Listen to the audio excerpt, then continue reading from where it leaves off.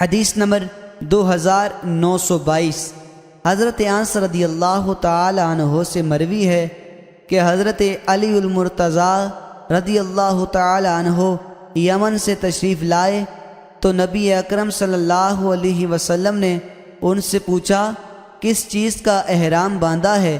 انہوں نے فرمایا میں نے وہی احرام باندھا ہے جو رسول اکرم صلی اللہ علیہ وسلم نے باندھا ہے۔ آپ نے فرمایا اگر میرے ساتھ ہدی نہ ہوتی تو میں احرام کھول دیتا۔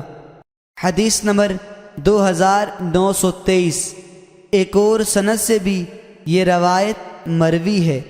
حدیث نمبر 2924 حضرت انس رضی اللہ تعالی عنہ سے مروی ہے، فرماتے ہیں میں نے رسول اکرم صلی اللہ علیہ وسلم سے سنا آپ نے حج اور عمرہ دونوں کا تلبیہ کہتے ہوئے یوں فرمایا لبیک عمرۃ الحج، میں حج اور عمرہ کے لیے حاضر ہوں۔